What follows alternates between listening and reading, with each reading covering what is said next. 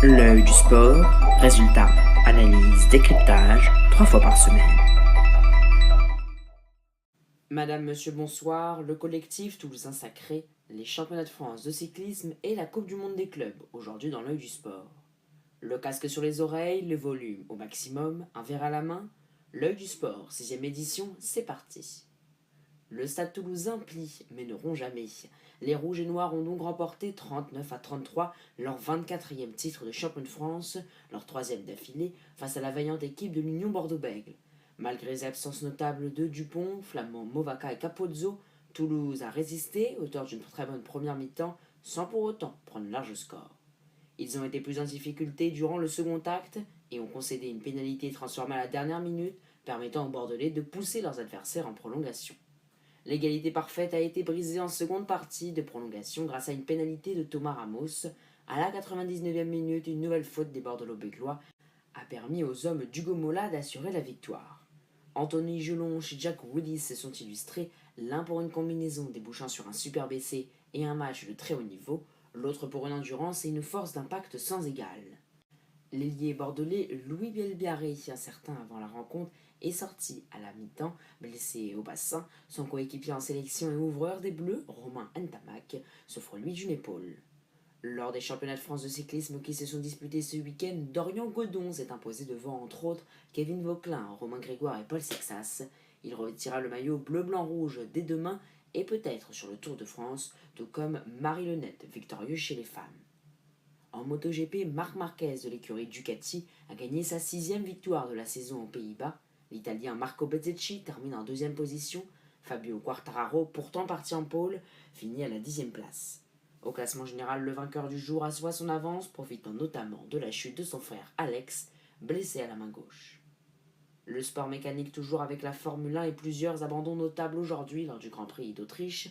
Verstappen, Antonelli et Carlos Sainz n'ont pas bouclé la course, remportée par Lando Norris. Moins populaire que son grand frère, mais tout aussi spectaculaire, les finales de la Coupe du Monde de basket 3-3 ont livré aujourd'hui leur verdict avec le triomphe des Espagnols chez les hommes pour la première édition et des Néerlandaises dans le tableau féminin face à une surprenante équipe de la Mongolie. Triste désillusion pour la France en athlétisme puisqu'elle a rétrogradé en 7e position au championnat d'Europe par équipe et ce malgré la victoire d'Anaïs Bourgoin sur le 800 mètres. Léon Marchand a lui de son côté porté haut les couleurs tricolores en s'imposant sur le 200 mètres 4 nages à Indianapolis lors de l'Indy Summer Cup avec un temps de 1 minute 57 secondes et 23 centièmes. Il s'offre sa 2e marseillaise lors de ce meeting. En football, Chelsea et Palmeiras se qualifient après chacun une séance de prolongation. Score final 4-1 pour les Blues face au Benfica. Palmeiras s'est imposé 1-0 face à Botafogo. Côté médias, nous avons appris dans la soirée de vendredi que Canal+ jette l'éponge et ne participera pas à la diffusion de la nouvelle chaîne Ligue 1 l'an prochain. C'est du moins ce qu'a déclaré son directeur général dans un entretien donné à l'équipe. Canal+ ne réussit pas en effet à s'accorder sur le tarif de l'abonnement. La Ligue a pour sa part confirmé une offre à 9,99€ pour les moins de 26 ans, un effort capital pour récupérer les adeptes du piratage, souvent jeunes. En tennis, la Polonaise Iga Świątek, ex-numéro 1 mondiale, a grimpé de 4 places au classement WTA pour occuper le 4e rang grâce à son parcours jusqu'en finale au tournoi de Baden-Bourg. Le programme à présent, à l'heure où nous bouclons cette édition, le PSG est en train d'affronter l'Inter Miami de Lionel Messi et Luis Suarez en 8e de finale.